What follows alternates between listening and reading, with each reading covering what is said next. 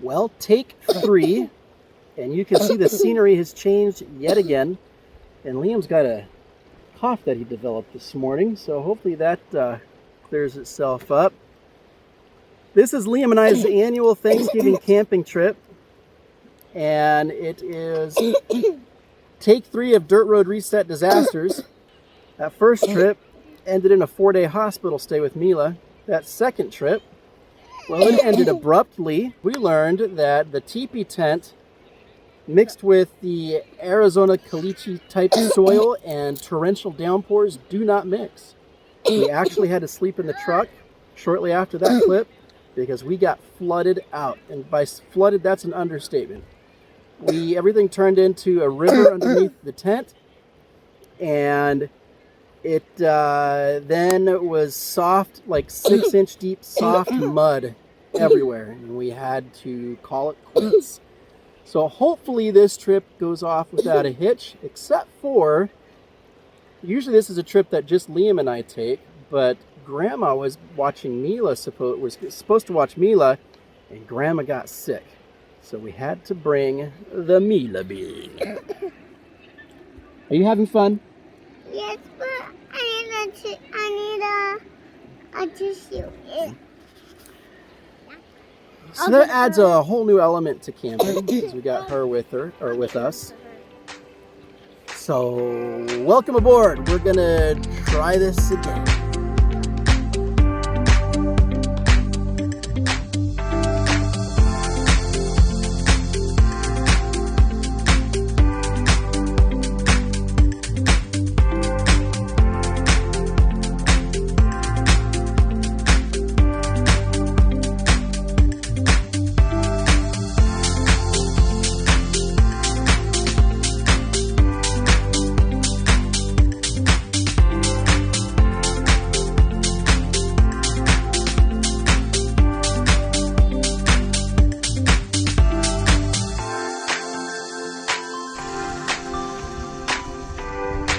Hi. Hey.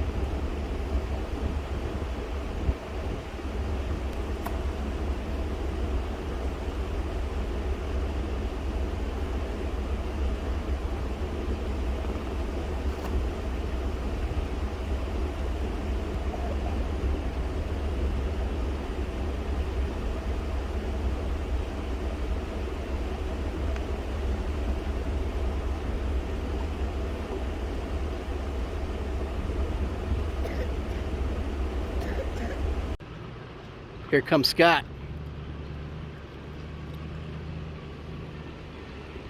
Looks like you got some new lights.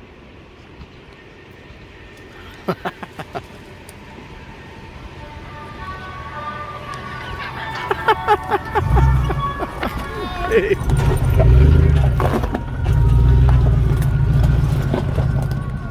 Got the boys here. There's Keith. I don't think he's bringing the rain this time, though. Hopefully not. And Alan, you guys have met him before. Alan's getting ready to make some coffee. The one thing I forgot on this trip, hence the reason why I'm standing right here. We all three got kind of cold last night. It got down into the upper 30s. which wasn't anticipated. The forecast called for mid-40s, but we all have ways to keep warm. I got the diesel heater running in the tent. That kept us all warm. And everybody else got the buddy heaters. This is the view from right outside our tent here, along the upper Colorado River. Check out the cool fire pit that somebody left us here. This thing's pretty cool. The Fruit Loops are courtesy of Mila, as are those right there. We got to pick those up. Over here is our tent. That diesel heater was a lifesaver last night.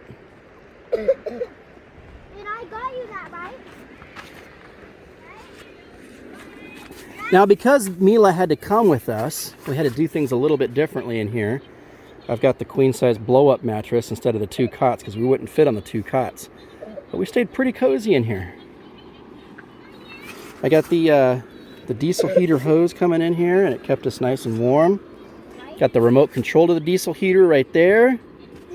This is the Coleman Instant Pop-Up tent, and it works out pretty good. Going for a walk in the jungle.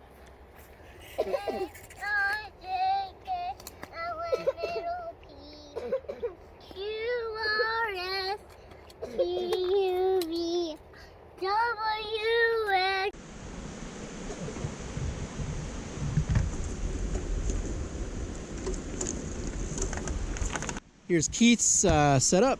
He's got the Napier.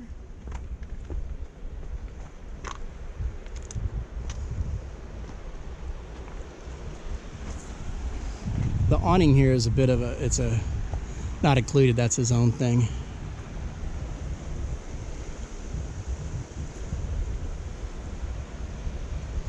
But look at this view. The roaring river behind. Alan just ran over his camp chairs. What did you just do? What did you just do? Should we get out and help? I don't know. Yeah.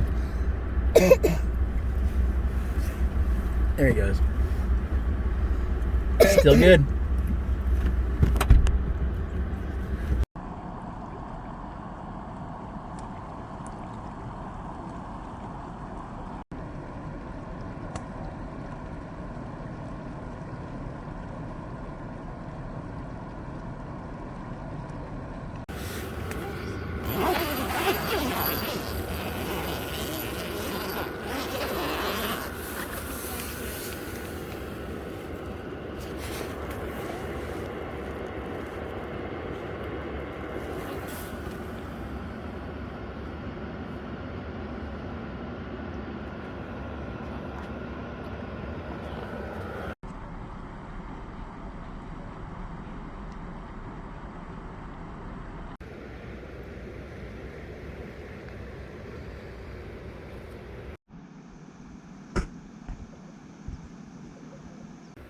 Starting to look homeless. Well, it's morning time. The kids are still snoozing in the tent. Well, I don't know. Mila was up a little earlier, but Scott, who's here by the way. Swag. Yeah. Keith here. Morning. Anyways, Scott was just saying that on his thermometer, the batteries died on mine last night.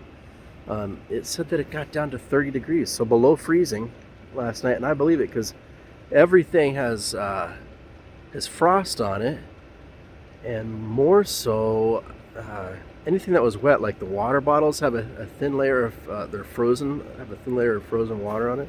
Ice, I think, is the term for that. And Mila's baby wipes are a solid brick. They can't use them, so that's a clear indication that it got below freezing. Which is odd because all the weather forecasts that we looked at, even right now when I look at my Zoleo communicator, it uses dark sky weather, which is a pretty pinpoint accurate weather service. It called for 44 degrees last night. So it just goes to show, like, when you're doing some moderate cold weather camping, to just be prepared for temps to go lower than that. So another lesson learned. Coffee. Nice and toasty. The advantage over this, over a big buddy heater, is obviously there's no fumes going into your tent. You can use a buddy heater inside a tent, contrary to popular belief. But this has an exhaust, an external exhaust, and it's dry air coming out, as opposed to the air that comes out of, or not the air, but the heat that comes out of a buddy is going to create condensation where these do not. That's the big advantage. They take diesel. You can get them for under $200 on Amazon. If you click on my Amazon links down below in the comments section, you can pick one up, and a couple pennies go towards the channel. So highly, highly recommended. Scott's got his with the hose going up into the RTT there. Scott, what did it keep your tent at last night, you think? Too warm. Too I had warm, to come yeah. down and turn it down a little bit last So they're adjustable. You can adjust the heat settings on them, obviously, and they come with remote controls. His is sitting right there on the side on a magnet. And boy, have they been a game changer when it comes to camping in cold weather. Well, did you have a good time? Mm-hmm. What are we gonna do? Snow camping next? Yes. I think so. Liam really wants to do a snow camping trip, and so do I. So hopefully we can bring you guys along on that adventure as well. With that said, third time's a charm. No major incidents on this trip, and except for Liam's developed a little bit of a cough, but I'll take it, considering what we've dealt with in the last 2 trips. If you or someone you know is suffering from anything that's racking the mind, or any sort of mental illness such as stress, anxiety, PTSD, addiction, postpartum, even schizophrenia, whatever, any of those things, I sure do encourage you to get in the car, the bike, or the plane, or whatever you do, and go find your dirt road to reset. We'll see you next time, guys. Bye. Goodbye. Bye. What is this? Let's go. I'm gonna push it. Hello, Scott. Say hello. Hello, Scott.